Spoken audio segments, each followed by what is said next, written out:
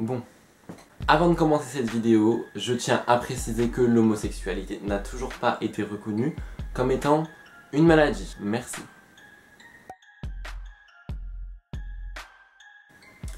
Salut tout le monde, je m'appelle Stéphane, j'ai 17 ans et j'habite à Dijon. Aujourd'hui, je me lance sur YouTube après de nombreuses demandes, je peux pas dire ça comme ça, mais il y a beaucoup de personnes qui m'ont dit qu'il fallait que je me lance sur YouTube parce que j'ai beaucoup de choses à raconter dans ma vie. Enfin, je vais pas dire que j'ai une vie non plus très mouvementée, mais il y a beaucoup de choses qui se sont passées dans ma vie qui méritent que ces sujets-là soient abordés. Du coup, il y a beaucoup de personnes qui m'ont dit vas-y, lance-toi sur YouTube, fais des vidéos, parle-en, tu verras, tu auras des gens qui auront peut-être les mêmes points de vue que toi. Du coup, c'est aujourd'hui que je me lance. Premièrement, je vais commencer en vous parlant entre guillemets de ma routine au lycée. Alors, en fait, si vous voulez, je suis dans un lycée à Dijon, un lycée pro parce que je suis en terminale bac pro commerce. Et donc du coup, en fait, ça fait 3 années, donc depuis la seconde, que j'ai la même classe. Donc du coup, je connais les personnes qui sont avec moi. Donc il y a des personnes forcément que j'adore, je kiffe, hein. Voilà quoi, des personnes super. Et il y a des personnes que j'aime pas. Et qui d'ailleurs elles non plus ne m'aiment pas. Le truc c'est que vu que ça fait 3 ans qu'on est dans la même classe, on se connaît tous par cœur en fait. Donc les années de seconde et première se sont passées à peu près normalement. J'avais des petites remarques, des petites réflexions et tout, mais rien qui m'ait plus alerté, rien de plus affolant. Enfin j'avais jamais rien eu. Enfin c'était toujours des petites remarques de merde parce que la mentalité des gens on la connaît tous. Il n'y avait jamais eu rien de plus alertant entre guillemets. En vrai on va se passer en gros vers la rentrée. Donc j'ai fait ma rentrée le 4 septembre je crois, un truc comme ça. Donc c'était comme toutes les rentrées de 14 h à 17 h. Du coup, donc moi j'étais super content d'y aller parce que je me suis dit vas-y je vais retrouver mes potes et tout, enfin comme d'habitude quoi, c'est cool. Après on va pas se mentir, le lycée c'est, quand t'as des bonnes personnes avec toi, t'es toujours plus content d'y aller. On a fait la rentrée, donc comme une rentrée basique quoi, le prof distribue les papiers, l'emploi du temps, le carnet, tout ça. Rien de spécial, j'ai pas calculé les autres gens de ma classe, j'ai calculé que mes potes à moi. Sauf que le truc c'est que la première semaine, pour moi, j'ai trouvé ça hyper dur. Pas au niveau des cours, pas au niveau de ça, au niveau des gens de la classe.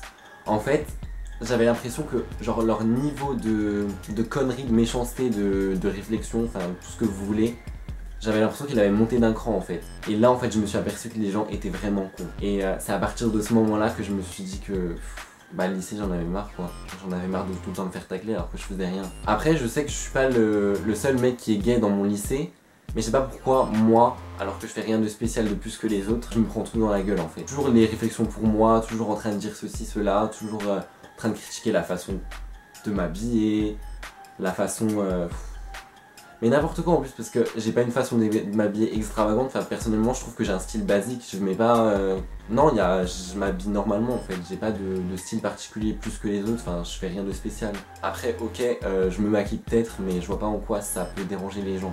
En tout cas c'est pas ça qui a fait que j'ai arrêté de me maquiller, enfin j'ai juste... Après je suis pas non plus à maquiller des tonnes quoi, mais du coup c'est pas... Leur remarque, c'est absolument pas ça qui a fait que je me suis dit un matin bah non moi je vais pas me maquiller comme ça ils arrêteront de me critiquer, au contraire j'en avais rien à foutre. Et je me suis dit que bah si t'es pas contente bah c'était pareil, je sais ce que je vaux, je vis ma vie comme je veux et c'est tout quoi. Du coup donc la semaine de cours s'est passée et en fait donc j'ai toujours eu des petites remarques, toujours à me regarder mal, dès que je dis un truc on se fout de ma gueule, enfin... Des trucs de merde quoi, c'est les trucs basiques. La semaine d'après, ça a été la pire semaine de ma vie. Dans ma tête, je me faisais des scénarios horribles, je me suis dit que j'allais quitter le lycée parce que j'en avais trop marre, je me suis dit que... Enfin, je suis parti vraiment loin en fait et... Non, en vrai, je sais pas, je me suis fait des scénarios pas possibles parce que bah, j'en avais marre quoi, tout simplement c'est... Ça faisait 3 ans que je supportais ça, 3 ans qu'on me critiquait, 3 ans qu'on me faisait des réflexions tout le temps. Et au bout d'un moment, enfin, je pense que c'est compréhensible le fait que j'ai été un peu saoulé. Par exemple, j'étais en PSE, donc PSE c'est une espèce de matière, enfin je sais pas comment vous expliquer, même moi au bout de 3 ans je sais pas, enfin je saurais pas comment décrire, c'est une matière un peu où on parle de tout ce qui est hygiène de vie, tout ça. La prof, c'est une prof avec qui genre je m'entends super bien, mais moi en général je suis quelqu'un, vu que je montre pas forcément beaucoup mes émotions, quelqu'un qui va pas trop, enfin je suis pas souriant ou quoi. Du coup ma prof elle sait toujours que je suis un peu comme ça et tout, et elle me taquine souvent. Du coup elle a voulu me faire lire un texte, donc je l'ai absolument pas mal pris. Parce que je sais que cette prof là, enfin, je l'aime bien quoi, elle est super cool avec moi et tout, et elle m'aime bien aussi. Du coup je commence à lire le texte, et là je vois tous les gens de ma classe à faire des bails genre à me regarder vraiment mal, à commencer à rigoler. Il y en a un qui a parlé, il y a tout le monde qui a rigolé et tout. C'est pas que je suis quelqu'un, enfin je veux pas dire qu'il y a des gens qui sont faibles et d'autres qui sont pas faibles, mais le truc c'est que je suis quelqu'un qui, on va dire je suis assez susceptible. Rien que ce genre de choses là, ça m'a... entre guillemets vexé, ça m'a touché quoi, parce que je me suis dit, enfin, j'ai rien fait de mal, à la rigueur vous m'aimez pas parce que je suis gay, parce que ceci, cela, me calculez pas, c'est tout, genre commencez pas à faire des trucs comme ça. Du coup la prof qui m'aime bien a commencé à prendre ma défense, a commencé à dire oui, je déteste la méchanceté gratuite, vous avez pas honte et genre elle les a vraiment engueulés et tout, et je me rappelle qu'à la fin du cours, elle en a genre gardé 2 ou 3 pour leur parler, donc je sais, même aujourd'hui je sais pas ce qu'elle leur a dit, je pense qu'elle a dû leur faire une petite leçon de morale et tout. Franchement après c'est cool qu'elle ait pris ma défense, je comprenais pas, moi j'étais là, je lis un texte et on se fout de ma gueule, j'ai rien fait de spécial quoi. Sinon si je pourrais vous raconter une autre, entre guillemets une autre histoire, non pas une autre histoire mais un autre moment de... J'étais en éco de droit et en fait on a eu une nouvelle prof cette année. Donc du coup ce qui fait qu'elle ne connaissait absolument pas nos noms. Du coup elle nous avait demandé de mettre des petites étiquettes avec nos prénoms et tout. Sauf que du coup personne ne l'avait fait. Et en fait à chaque début de cours ce qu'elle fait c'est qu'elle prend le cours de 3 personnes, donc par ordre alphabétique. Enfin, elle les interroge en gros pour leur donner une note d'oral. Du coup moi j'étais avec une des personnes principales qui ne m'aime pas et qui me juge dans la classe. Au moment de l'interroger, elle l'appelle Stéphane. Elle se trompe de nom, elle l'appelle Stéphane. Vous allez me dire que c'est pas grave. Hein. Moi je me suis dit bah ok, elle l'appelait Stéphane, c'est tout. Enfin, les profs ont le droit de se tromper. Elle a beaucoup d'élèves et tout à gérer et elle peut pas se rappeler du nom de tout le monde. Pour lui c'était directement ça a commencé à se retourner, à me regarder, à dire oh là là, c'est une insulte et tout. Elle t'a appelé Stéphane, nanana. Je me suis dit mais c'est quel niveau de gaminerie? Moi je vais pas dire que je suis le mec le plus mature du monde, mais il y a un moment où un niveau de maturité faut quand même savoir, faut grandir un peu quoi. Parce que là franchement ça devient pathétique. Je sais pas, c'est n'importe quoi, je trouve que... Parce que la prof a échangé de nom et t'a appelé par mon nom, tu vas mourir? Non? Je sais pas, il y a un moment faut grandir un peu en fait, faut juste arrêter de faire des gamineries. Donc du coup, cette semaine passée, le vendredi, donc dernier jour de la semaine, donc le vendredi c'est le jour où les 2 choses que je viens de vous raconter se sont passées. D'habitude c'est toujours 1 ou 2 réflexions par jour et tout, mais là il y a eu 4-5 trucs qui vraiment ça m'a vraiment blessé. Enfin, en une journée, comprenez quand même que ça fait mal quoi, enfin genre j'étais là, je comprenais pas, j'en avais trop marre. Du coup ce que j'ai fait, c'est qu'on a fini les cours à 17h30 et moi toute la journée j'étais pas bien. De nature je suis quelqu'un qui stresse beaucoup. Genre le bus va avoir 2 minutes de retard, je vais stresser parce que le bus sera en retard et je vais me demander comment, si le bus passe pas, comment je fais pour aller en cours ou je sais pas quoi, n'importe quoi. Donc ouais je suis quelqu'un vraiment qui stresse beaucoup, genre je suis vraiment quelqu'un d'anxieux et tout. Et du coup, le truc c'est que je me suis tapé, dans la journée j'ai dû me taper genre 2 crises d'angoisse. Après moi je fais des crises d'angoisse, c'est pas des trucs de ouf, genre je vais pas aller jusqu'au malaise et tout, mais je vais être vraiment pas bien, genre mal au ventre, mal à la tête, enfin tout ce que vous voulez. Du coup, en cours j'étais vraiment pas bien et tout. Et j'avais qu'une hâte, c'était de sortir de cours et de rentrer chez moi. Mais le truc c'est que vu que j'habite pas à Dijon même, je devais prendre un bus. Mais le bus, je finissais à 17h30, le bus passait à 18h20. Donc du coup je devais attendre un petit peu et tout. Du coup le truc c'est que j'ai appelé ma mère et tout. Et au téléphone je me suis mis à pleurer, mais genre j'étais vraiment en larmes.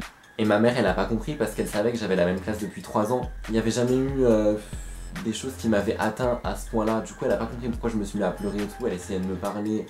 Mais le truc c'est que moi j'étais tellement mal que j'arrivais pas à parler, j'arrivais pas à finir mes phrases, j'arrivais pas à formuler mes phrases, j'arrivais pas à articuler, enfin j'étais... Non j'étais pas bien et tout, franchement ça m'avait grave affecté. Du coup le truc c'est que quand je suis rentré chez moi et tout, je me suis mis à pleurer, encore j'ai passé mon week-end à pleurer, j'étais pas bien, en plus mes parents sont partis tout le week-end chez des amis, du coup bah moi ce que j'ai fait c'est que je suis resté chez moi et en fait j'ai rien fait. Ce que j'ai fait ouais c'est vraiment que je me suis entre guillemets... Non bah je me suis reposé quoi, j'ai rien fait de mon week-end et c'était très bien parce que j'avais pas envie de sortir ni rien. Du coup je comprenais pas et tout et en fait ce que j'ai fait c'est qu'en fait j'en ai tellement pleuré qu'en fait j'ai l'impression que ça m'a entre guillemets renforcé. J'ai appris à ne plus écouter leurs vieilles réflexions et je me suis dit qu'en fait ça ne servait à rien parce que moi je savais ce que je valais, moi je savais ce que je voulais faire de ma vie. Et le truc c'est que moi je suis quelqu'un de assez réservé. D'ailleurs faire cette vidéo devant vous aujourd'hui ça me fait un petit peu bizarre parce que je suis pas ce genre de personne là à étaler ma vie ou quoi, enfin à parler de moi, ce que je ressens ou quoi. Mes potes du lycée le savent. En fait, personne ne sait comment je suis vraiment en dehors du lycée parce que quand je suis au lycée, j'ai tellement peur qu'on me critique. En fait, le peu que je montre de moi au lycée, on me critique dessus. Du coup, je montre pas tout ce que je vaux, tout ce que je suis parce que j'ai pas envie qu'on me critique par rapport à ça en fait. Du coup, à part mes amis proches, personne ne sait comment je suis vraiment au lycée. Un des facteurs qui a fait que, entre guillemets, j'ai commencé à aller mieux dans ma tête, dans ma vie, et à me renforcer par rapport à ça, c'est qu'en fait, le youtubeur Lucas Adorable, qui fait des snaps aussi, je l'apprécie vraiment énormément, il me fait tellement rire, il est trop gentil. Et en fait, j'avais déjà parlé un petit peu avec lui sur Snapchat. Et dans la période où j'étais pas forcément bien, je lui ai envoyé un message. Parce que je savais que c'était une personne qui était vraiment très bien placée pour comprendre le sujet sur lequel j'avais des soucis. Il a été genre vraiment super gentil. Genre je me rappelle que sur Twitter j'ai screené la conversation qu'on avait eue sur Snapchat ensemble. Donc j'étais franchement, moi j'étais super content et tout de sa réponse. Et moi j'étais vraiment super content, enfin je me suis dit quelqu'un m'écoute, quelqu'un me comprend et quelqu'un entre guillemets sait m'apporter des solutions quoi.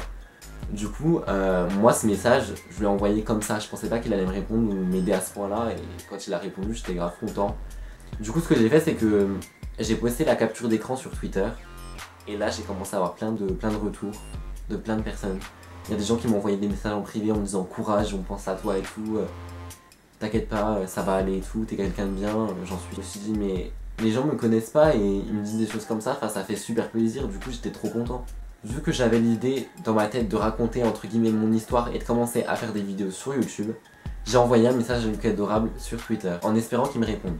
Du coup Lucas Adorable m'a marqué qu'il était vraiment content que j'aille mieux.